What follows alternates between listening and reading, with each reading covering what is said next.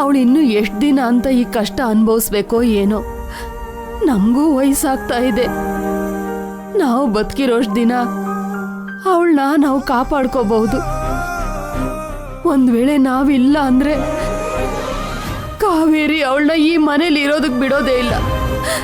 ಅವಳನ್ನ ಹೊರಗಡೆ ಕಳಿಸ್ಬಿಡ್ತಾಳೆ. ನಮ್ಮ ಆಲೋಚನೆ ಎಲ್ಲ ಅಕ್ಷಯ ಸುತ್ತನೇ ತಿರುಗ್ತಾ ಇದೆ. ಏನ್ ಮಾಡಬೇಕು ಅಂತ ಅರ್ಥ ಆಗ್ತಾ ಇಲ್ಲ ಶಾಂತ. ಏನ್ ಮಾಡೋದು ರೀ, ಕಾಲ ಎಲ್ಲದಕ್ಕೂ ಉತ್ತರ ಕೊಡೋವರೆಗೂ ನಾವು ಕಾಯಲೇಬೇಕಲ್ವಾ. ಅಕ್ಷಯ ಜೀವನ ಒಂದು ಹಂತಕ್ಕೆ ಬರೋವರೆಗೂ ನಮಗೆ ಮನಃಶಾಂತಿ ಇರೋದಿಲ್ಲ, ಪ್ರಶಾಂತವಾದ ನಿದ್ರೆನೂ ಇರೋದಿಲ್ಲ.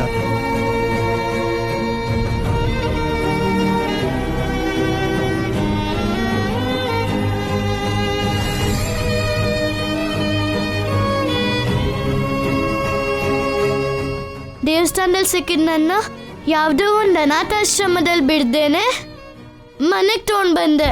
ನನ್ನ ವಿಷಯದಲ್ಲಿ ನೀನು ಅಮ್ಮಮ್ಮ ಎಷ್ಟೇ ಅವಮಾನ ಎದುರಿಸಿದ್ರು ನನ್ನ ಮಾತ್ರ ಮನೆಯಿಂದ ಹೊರಗೆ ಕಳಿಸ್ಲಿಲ್ಲ. ನಾನು ನಿಮ್ಮ ಕಣ್ಮುಂದೆ ಓಡಾಡ್ತಿದ್ರೆ ಎಷ್ಟು ಸಂತೋಷ ಪಡ್ತೀರೋ ಅಷ್ಟೇ ನೋವು ಪಡ್ತೀರಾ. ನಾನು ನಿಮಗೆ ಭಾರ ಆಗ್ತಿದ್ದೀನಂತ ಅರ್ಥ ಆಗ್ತಿದೆ. ನಾನೇನೋ ಒಂದು ನಿರ್ಧಾರ ತಗೋಬೇಕಾಗಿರೋ ಸಮಯ ಬಂದಿದೆ. ಸುಸ್ತಾಗಿರೋ ನಿಮ್ಮ ಮನಸ್ಸುಗಳಿಗೆ ವಿಶ್ರಾಂತಿ ಸಿಗ್ಬೇಕು. ಅದಕ್ಕೆ ನಾನೇನ್ ಮಾಡ್ಬೇಕು?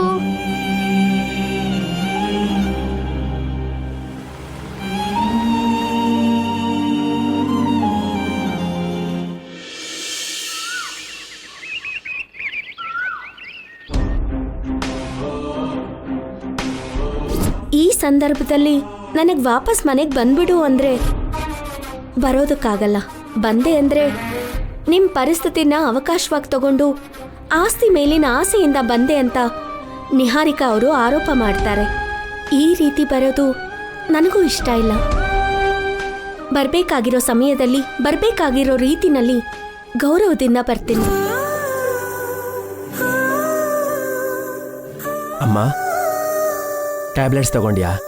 ಮಗಳು ಬಂದು ಕಾಲು ಒತ್ತಿದ್ಲು, ಸೊಸೆ ಬಂದು ಊಟ ಮಾಡಿಸಿದ್ಲು, ಮಗ ಬಂದು ಮಾತ್ರೆ ನುಂಗಿಸ್ದ, ಮೊಮ್ಮಗಳು ಬಂದು ನಿನಗೇನು ಆಗೋದಿಲ್ಲ ಅಜ್ಜಿ ಅಂತ ಧೈರ್ಯ ಹೇಳಿದ್ಲು. ಇನ್ನೇನ್ ಬೇಕು?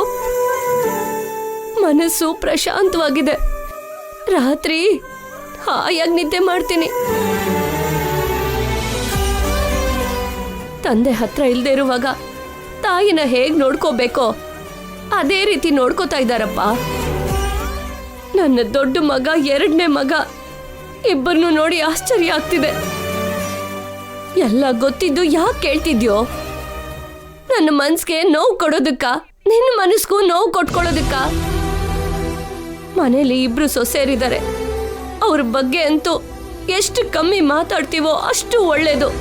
ಅವನಿ ಇದ್ದಿದ್ರೆ ಯಾರಿಗೋಸ್ಕರನೂ ಕಾಯ್ಬೇಕಾಗಿರೋ ಅಗತ್ಯ ಇರಲಿಲ್ಲ. ನನಗೆ ಯಾವುದೇ ತೊಂದರೆ ಆಗದಿದ್ದ ಹಾಗೆ ಯಾವ ಸಮಯದಲ್ಲೂ ಏನ್ ಬೇಕೋ ಅದನ್ನ ತಗೊಂಬಂದು ಕೊಡ್ತಿದ್ಲು. ಎಲ್ಲಾನು ಕಾಲ್ ಹತ್ರಕ್ಕೆ ತಗೊಂಡ್ ಬರೋದೇ ಅಲ್ಲ, ಕಾಲು ಕೂಡ ಒತ್ತುತ್ತಿದ್ಲು. ಇವತ್ತು ನಾನು ಜೀವಂತವಾಗಿದ್ದೀನಿ ಅಂದ್ರೆ ಅವನಿ ಸರಿಯಾದ ಸಮಯಕ್ಕೆ ನನ್ನ ಹಾಸ್ಪಿಟ್ಲಿಗೆ ಕರ್ಕೊಂಡು ಹೋಗಿದ್ದಕ್ಕೆ. ನಾನು ಎಷ್ಟೇ ಕೇಳ್ಕೊಂಡ್ರು ಅದನ್ನೇ ಅವಕಾಶವಾಗಿ ತಗೊಂಡು ಇಲ್ಲಿ ಇರ್ದೇನೆ ಹೊರಟೋದ್ಲು ಕಣೋ. ಅಷ್ಟೊಂದು ಆತ್ಮಾಭಿಮಾನ ಇರೋ ಹುಡುಗಿನ ನಾನೆಲ್ಲೂ ನೋಡಿಲ್ಲ ಕಣೋ. ಹೌದಮ್ಮ, ಅವನೇ ತನ್ನ ಸಂತೋಷ ನೋಡ್ಕೊಳ್ಳೋ ಸ್ವಾರ್ಥಿ ಅಲ್ಲ, ಇನ್ನೊಬ್ರು ಸಂತೋಷ ನೋಡೋ ನಿಸ್ವಾರ್ಥಿ. ಅಭಿಮಾನಗಳೇ ಅವಳನ್ನ ಶರಣಾಗ್ಸುತ್ತೆ ಬಿಟ್ರೆ ಆಸೆಗಳು ತನ್ನ ಕಾಲ್ ಬೆರಳಿನ ಧೂಳನ್ನು ಕೂಡ ಅಲ್ಲಾಡ್ಸೋಕ್ಕಾಗಲ್ಲ. ಸರಿನಮ್ಮ, ಜ್ಯೂಸ್ ತಗೊಂಡ್ ಬರ್ತೀನಿ.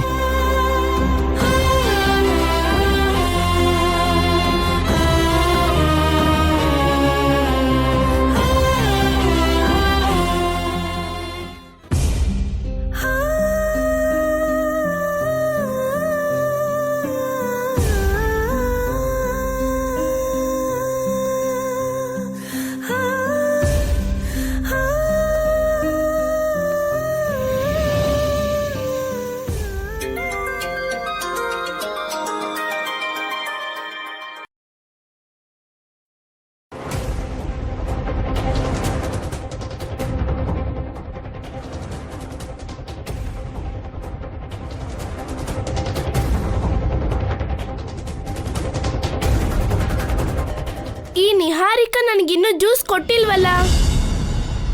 ಹೈ, ನನಗೋಸ್ಕರನೇ ಇಟ್ಟಿರೋ ಹಾಗಿದ್ದಾಳೆ.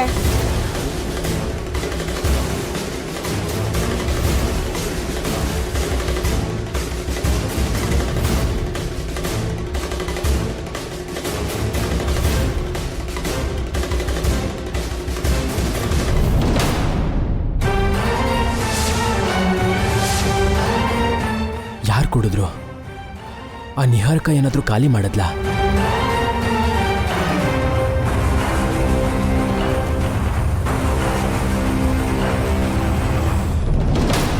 ನಿಹಾರಿಕಾ, ನಿಹಾರಿಕಾ, ಏಯ್, ಏನಾಯ್ತು ಶ್ರೀಕರ್?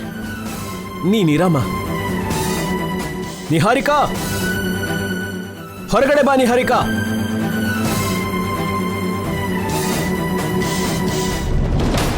ಏನು? ಅಮ್ಮನಿಗೋಸ್ಕರ ಜ್ಯೂಸ್ ರೆಡಿ ಮಾಡಿ ಕಿಚನ್ ಅಲ್ಲಿ ಇಟ್ಟಿದ್ದೆ. ಯಾರು ಕುಡಿದ್ರು? ನಮ್ಮಮ್ಮನಿಗೆ ಸೇವೆ ಮಾಡಕ್ಕಂತೂ ನಿನ್ ಕೈಲಿ ಆಗಲ್ಲ. ಕನಿಷ್ಠ ಏಯ್, ಅಷ್ಟಕ್ಕೂ ನಾನು ಅಡ್ಗೆ ಮನೆ ಕಡೆಗೆ ಹೋಗಿಲ್ಲ. ಯಾಕೆ ಸುಳ್ಳು ಹೇಳ್ತಿದ್ಯಾ? ಏಯ್, ಆಫ್ಟರ್ ಆಲ್ ಜ್ಯೂಸ್ ಕೊಡೋ ವಿಷಯದಲ್ಲಿ ಕೂಡ ಸುಳ್ಳು ಹೇಳೋ ಮಟ್ಟ ಕೇಳಿದಿದ್ವಿ ಅನ್ಕೊಂಡಿದ್ಯಾ ನೀನು? ನಿನ್ ಹೆಂಡ್ತಿನೇ ಕುಡ್ದಿರ್ತಾಳೆ, ಇಲ್ಲ ಅತ್ತೆ ಮೇಲಿನ ಕೋಪಕ್ಕೆ ಚೆಲ್ಲಿರ್ತಾಳೆ. ನಿಹಾರಿಕಾ ಏನ್ ಬೇಕಾದ್ರೂ ಮಾಡ್ತಾಳೆ. ನಿಜ ಹೇಳು ನಿಹಾರಿಕಾ. ಶ್ರೀಕರ್ ಏನೋ ತಲೆ ಕೆಟ್ಟು ಹಾಗೆ ಮಾತಾಡ್ತಾ ಇದ್ದಾನೆ. ನಿಮ್ಗೇನಾಗಿದೆ? ಹಾಗಾದ್ರೆ ಅವ್ನ ಅಮ್ಮನ್ಗೋಸ್ಕರ ಮಾಡಿದ ಜ್ಯೂಸ್ ಏನಾಯ್ತು? ಏನೋ ನನಗೇನ್ ಗೊತ್ತು. ನಮ್ಮ ಮನೆಯವರು ಎಷ್ಟು ಕೀಳ್ಮಟ್ಟಕ್ಕೆ ಹೋಗ್ತಾರೆ ಅಂತ ಅನ್ಕೊಂಡಿರ್ಲಿಲ್ಲ ನಾನು. ಲೈ, ನೀನ್ ತುಂಬಾ ಜಾಸ್ತಿ ಮಾತಾಡ್ತಾ ಇದ್ಯಾ. ಇರಿ ಇರಿ,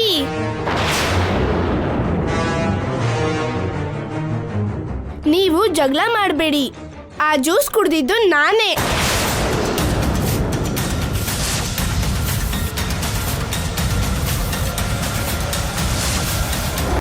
ನಾನು ಕಿಚನ್ಗೆ ಹೋದಾಗ ಅಲ್ಲಿತ್ತು. ನಿಹಾರಿಕಾ ನನಗೋಸ್ಕರ ಇಟ್ಟಿದ್ದಾಳೆ ಅನ್ಕೊಂಡು ಕುಡ್ದ್ಬಿಟ್ಟೆ.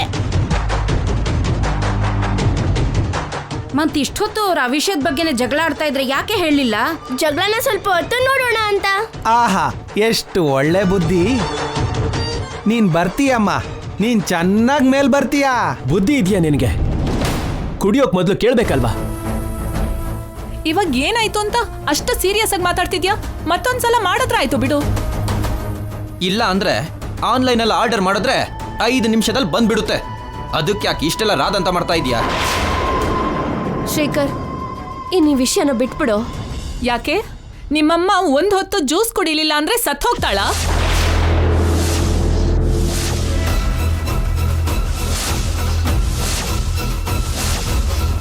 ವಯಸ್ಸು ಜಾಸ್ತಿ ಆಗ್ತಿದೆ. ಇನ್ಮೇಲಿಂದ ಒಂದ್ ಮೂಲೆಯಲ್ಲಿ ಕೂತ್ಕೊಂಡಿದ್ರೆ ಒಳ್ಳೇದು. ಇನ್ನು ಯಜಮಾನಿ ಹಾಗೆ ಮತ್ತೆ ಮತ್ತೆ ಹಳ್ಳಿಗೆ ಹೋಗಿ ತೀರ್ಪು ಕೊಡ್ಬೇಕು ಅಂತ ಅನ್ಕೋತಿದಾರಾ?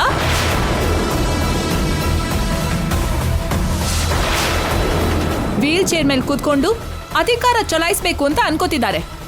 ಇನ್ನೂ ಕೆಲವು ವರ್ಷ ಹೀಗೆ ಬದುಕಿದ್ದು ಏನ್ ಉದ್ಧಾರ ಮಾಡ್ಬೇಕು ಅಂತ?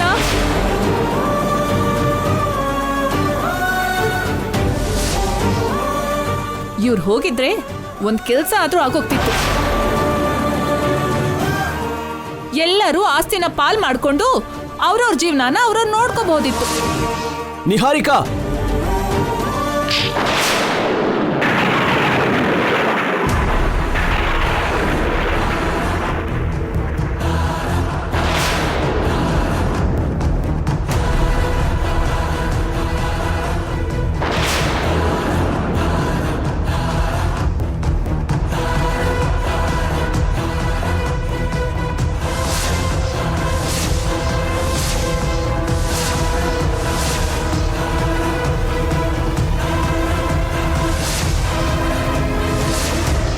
ಚಿಕ್ಕ ಲೇಡಿ ರೆಬಲ್ ಸ್ಟಾರ್ ಬಂದ್ಲಲ್ವಾ ವಸಂತ?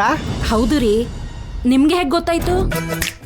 ಸುಜಾತ ಆಗ್ಲಿ ಅವನಿ ಆಗ್ಲಿ ನಿಹಾರಿಕಾ ಕೆನ್ನೆಗ್ ಚೆನ್ನಾಗಿ ಹೊಡೆದಾಗ ಆಕಾಶದಲ್ಲಿ ಜೋರಾಗಿ ಸಿಡ್ಲು ಬಡ್ದಾಗೆ ಶಬ್ದ ಬರುತ್ತೆ. ಸಾವು ಬರ್ಬೇಕಾಗಿರೋದು ಅತ್ತೆಗಲ್ಲ, ಎಲ್ಲರಿಗಿಂತ ಮೊದಲು ನಿನಗ್ ಬರ್ಬೇಕು.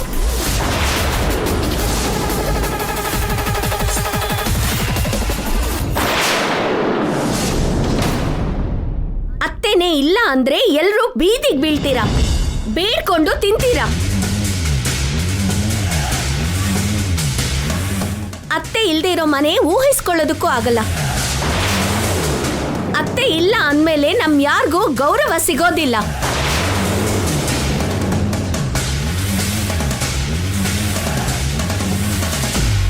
ಅತ್ತೆ ಇಲ್ದೇ ಇರೋ ಮನೆ ಧ್ವಜಸ್ತಂಭ ಇಲ್ದೇ ಇರೋ ದೇವಸ್ಥಾನ ಆಗತ್ತೆ.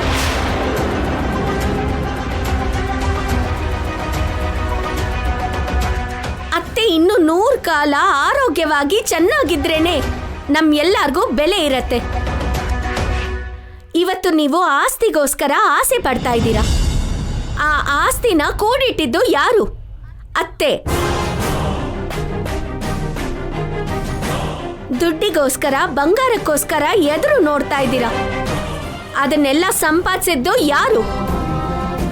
ಅತ್ತೆ ಮಾವ ಪಟ್ಟಿರೋ ಕಷ್ಟದ ಫಲ ಅದು. ಅತ್ತೆ ಮಾವ ತಮ್ಮ ರಕ್ತನ ಬೆವರಾಗಿ ಹರಿಸಿದ್ದಕ್ಕೆ ಬಂದಿರೋದದು. ಏಯ್ ದುರ್ಬುದ್ಧಿ ಅವಳೆ, ಒಂದ್ ವಿಷಯ ನೆನ್ಪಿಟ್ಕೋ. ಪ್ರತಿ ಗಂಡನ್ ಮನೇಲೂ ಅತ್ತೆ ಮಾವ ಇರ್ತಾರೆ, ಆದ್ರೆ ನಮ್ ಗಂಡನ್ ಮನೇಲಿ ಅಪ್ಪ ಅಮ್ಮ ಇದ್ದಾರೆ. ಪೂಜಿಸಿದ್ರೆ ಪುಣ್ಯ, ಸೇವೆ ಮಾಡ್ಕೊಂಡ್ರೆ ಮೋಕ್ಷ ಆದ್ರೂ ಸಿಗತ್ತೆ.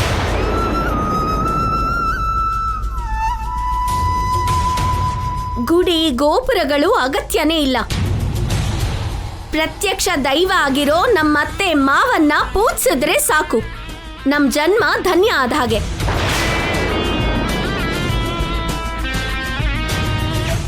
ಅತ್ತೆ ಬದುಕೋದನ್ನ ಕೇಳ್ಕೊ, ಉದ್ಧಾರ ಆಗ್ತೀಯ. ಕೆಟ್ಟದ್ ಬಯಸ್ಬೇಡ, ಕೆಟ್ಟದ್ದೇ ಆಗತ್ತೆ. ಮನುಷ್ಯಳಾಗೆ ಹುಟ್ಟಿದ್ಯಾ ಅಲ್ವಾ, ಇನ್ಮೇಲಾದ್ರೂ ಬದ್ಲಾಗು. ನಿನಗೂ ಅತ್ತೆ ಮಾವನ್ ವಯಸ್ಸಾಗಿರೋ ತಂದೆ ತಾಯಿ ಇದ್ದಾರೆ. ನಾಳೆ ಅವರಿಗೂ ಇಂಥ ಪರಿಸ್ಥಿತಿ ಬಂದಾಗ ಗೊತ್ತಾಗತ್ತೆ.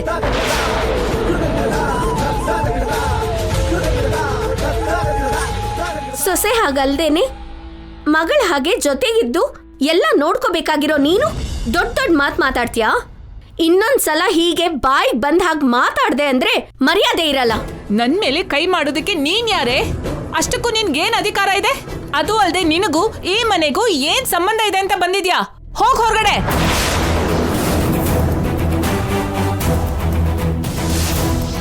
ಐದು ವರ್ಷ ನಮ್ ಕಣ್ಣಿಗೆ ಕಾಣ್ದೇ ಇರೋ ಹಾಗೆ ಅಜ್ಞಾತದಲ್ಲಿ ಇರೋ ಹಾಗೆ ಇದ್ದೆ ತಾನೇ ನೀನು? ಈ ಮಧ್ಯೆ ಮಾತಿಗೂ ನಮ್ ಮನೆಗೆ ಯಾಕೆ ಬರ್ತಾ ಇದ್ಯಾ? ಮರ್ಯಾದೆಯಿಂದ ಹೊರಗಡೆ ಹೋಗು, ಹೋಗೋ. ಬರ್ತಾಳೆ, ಯಾವಾಗಾದ್ರೂ ಬರ್ತಾಳೆ. ನಮಗೋಸ್ಕರ ಎಲ್ಲಿಗಾದ್ರೂ ಬರ್ತಾಳೆ. ಯಾಕಂದ್ರೆ ಒಂದು ಎಮೋಷನ್ ಇಂದ ತಗೊಂಡ ನಿರ್ಧಾರದಿಂದ ಅವನಿ ನಮ್ಮ ಮನೆಯಿಂದ ಹೊರಟೋಗಿದ್ದಾಳೆ. ಆದ್ರೆ ನಾವು ವಿಚ್ಛೇದನ ತಗೊಂಡಿಲ್ಲ ಅಲ್ವಾ? ನನಗ್ ಸೊಸೆಯಾಗಿ ಬರೋ ಅವಕಾಶ ಇಲ್ಲ ಅಂತ ನೀವ್ ಹೇಳೋದಾದ್ರೆ ಅದಕ್ಕೆ ನಾನು ಉತ್ತರ ಕೊಡ್ತೀನಿ.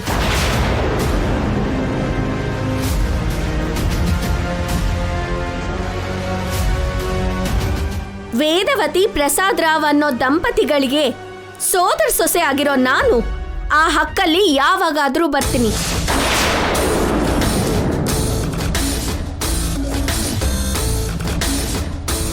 ಈ ಮನೆ ಸೋದರ ಸೊಸೆನ ತಡೆಯೋ ಅಧಿಕಾರ ಇದೆಯಾ ನಿಂಗೆ? ಈ ಮನೆ ಸೋದರ ಸೊಸೆಗೆ ಅಡ್ಡಿ ಮಾಡೋ ದಮ್ ಇದೆಯಾ ನಿಂಗೆ? ಈ ಮನೆ ಸೋದರ ಸೊಸೆಗೆ ಬರ್ಬೇಡ ಅಂತ ಆಜ್ಞಾಪಿಸೋ ಧೈರ್ಯ ಇದೆಯಾ ನಿಂಗೆ?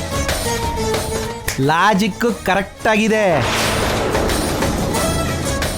ಇನ್ನು ಮಾತಿಲ್ಲ, ಮಾತಾಡ್ಕೊಳ್ಳೋದು ಇಲ್ವೇ ಇಲ್ಲ. ಮನುಷ್ಯನ ಜನ್ಮ ಎತ್ತಿರೋ ಯಾರೇ ಆದ್ರೂ ಸರಿ, ಅವನಿ ಮಾತಿಗೆ ಬದಲಾಗ್ಲಿಲ್ಲ ಅಂದ್ರೆ ಇನ್ನು ಅವ್ರ ಜನ್ಮನೇ ಅನಾವಶ್ಯಕ.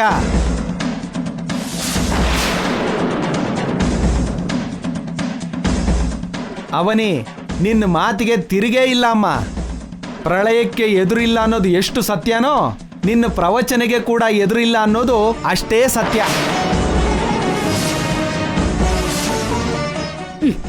ಮಧ್ಯದಲ್ಲಿ ನಿನ್ ಪುರಾಣ ಏನು? ನೀನ್ ಸುಮ್ನೆ ಇರು. ಮಗಳು ನೀನು, ನಿನ್ ಹೆತ್ತ ತಾಯಿಗೆ ಯಾರೋ ಬಾಯಿಗೆ ಬಂದಾಗ ಅಂತ ಇದ್ರೆ ಕೆನ್ನೆಗೆ ಸರಿಯಾಗಿ ಬಾರ್ಸೋದ್ ಬಿಟ್ಟು ಪ್ರೇಕ್ಷಕ ಪಾತ್ರ ವಹಿಸ್ತಾ ಇದೆಯಲ್ಲ ಅದ್ಗೆ. ನಿಮ್ಮ ಅಮ್ಮಂಗೆ ಬೈತಾ ಇದ್ರೆ ನಿನಗೆ ಕೋಪ ಬರ್ತಾ ಇಲ್ವಾ? ನಿಮ್ಮ ಅಮ್ಮಂಗೆ ಸಾಯಿ ಅಂತ ಇದ್ರೆ ನಿನ್ ರಕ್ತ ಕುದಿತಾ ಇಲ್ವಾ? ಇವಳು ನಿನ್ನನ್ನ ಕೂಡ ನನ್ನ ಹಾಗೆ ಮನೆಯಿಂದ ಹೊರಗಡೆ ಹಾಕ್ತಾಳೆ ಅಂತ ಭಯನಾ? ಬೆಕ್ಕಿನ ಹಾಗೆ ಎಷ್ಟು ದಿನ ಬದುಕ್ತೀಯ? ಹುಲಿ ಹಾಗೆ 1 ದಿನ ಬದುಕಿದ್ರು ಸಾಕು. ಇನ್ನೂ ಕೂಡ ಇವಳು ಬಿಸಾಕೋ ಬಿಸ್ಕೆಟ್ಗೋಸ್ಕರ ಆಸೆ ಪಡ್ತಾ ಇದ್ಯಾ?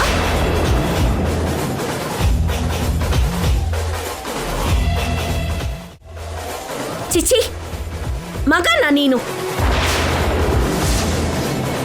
ನಿನ್ನಂತ ಮಗ ಹುಟ್ಟೋದ್ ಕೂಡ ಬೇಕಿತ್ತಾ? ನಿನ್ನಂತವ್ರು ಹುಟ್ಟಿದ್ರೆ ತಂದೆ ತಾಯಿಗೆ ಪುತ್ರೋತ್ಸಾಹ ಇರೋದಿಲ್ಲ. ಯಾವತ್ತಿಗಾದ್ರೂ ಮನುಷ್ಯನಾಗಿ ಬದಲಾಗ್ತೀಯ ಅನ್ಕೊಂಡಿದ್ದೆ, ಇವಾಗಾದ್ರೂ ಬದಲಾಗು.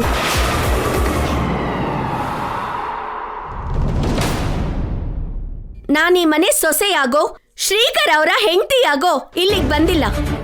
ವೇದವತಿ ಅತ್ತೆ ಸೋದರ ಸೊಸೆಯಾಗಿ ಬರ್ತಾ ಇದ್ದೀನಿ. ಈ ವಿಷಯ ಎಲ್ರೂ ನೆನ್ಪಿಟ್ಕೊಳ್ಳಿ.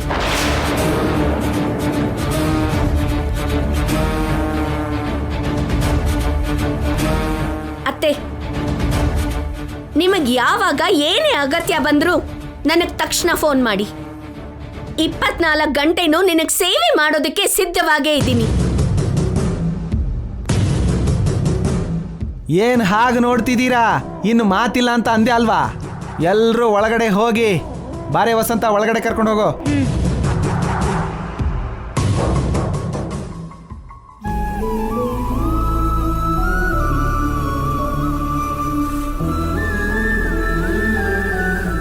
ಅತ್ತೆ, ನಾನು ಹೋಗಿ ಜ್ಯೂಸ್ ತಗೊಂಡು ಬರ್ತೀನಿ.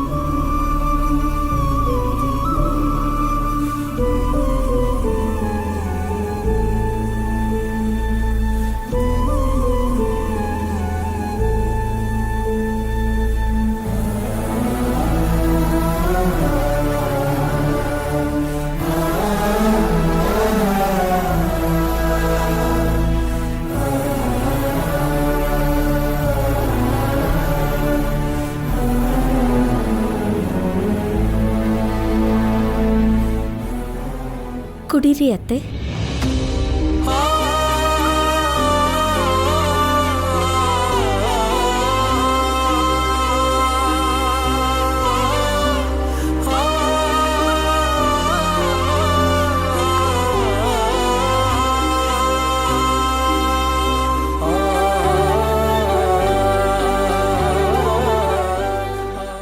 ಇನ್ನು ನಾನು ಹೋಗಿ ಬರ್ತೀನಿ.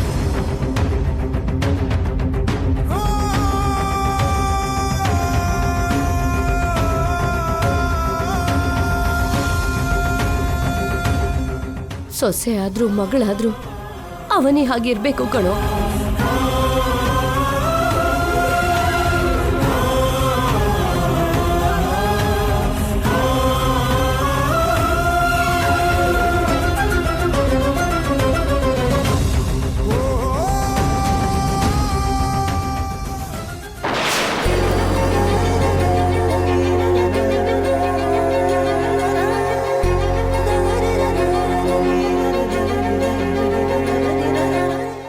ಅವ್ರೆ, ಬಿಡಿ. ನಾನ್ ಬಿಡಲ್ಲ. ಬಿಡಿ ಅಂತಿದ್ದೀನಲ್ಲ. ಬಿಡಲ್ಲ ಅಂತ ಹೇಳ್ತಿದ್ದೀನಲ್ವಾ? ನನ್ನ ಹೀಗೆ ಹಿಡ್ಕೊಳ್ಳೋ ಅಧಿಕಾರ ನಿಮ್ಗಿದೆಯಾ?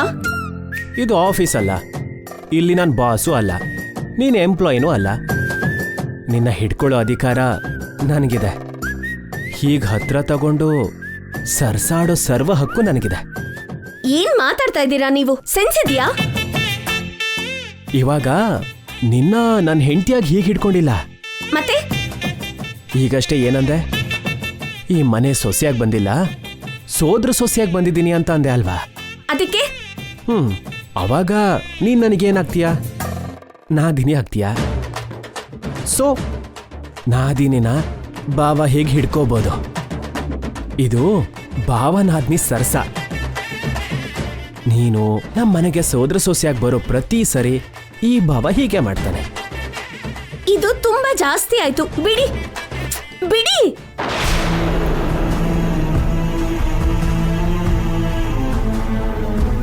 ಇಂಥ ಸರಸಕ್ಕೆ ಸಂತೋಷ ಪಡೋ ಪರಿಸ್ಥಿತಿಲಾಗ್ಲಿ ನಿಮ್ ಬಾಳಲ್ಲಾಗ್ಲಿ ನಾನಿಲ್ಲ. ಭಾವ ಅನ್ನೋನು ಕೂಡ ಕೆಲವು ಮಿತಿ ಇರತ್ತೆ. ಇನ್ಯಾವತ್ತೂ ನನಗೆ ಹೀಗೆ ತೊಂದರೆ ಕೊಡ್ಬೇಡ.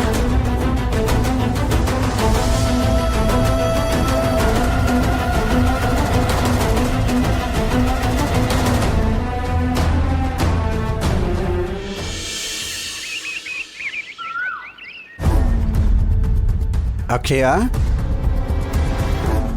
ಅಮ್ಮ ಅಕ್ಷಯ,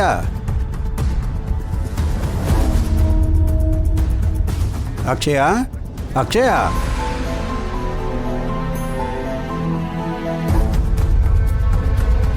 ಅಕ್ಷಯ, ಅಕ್ಷಯ,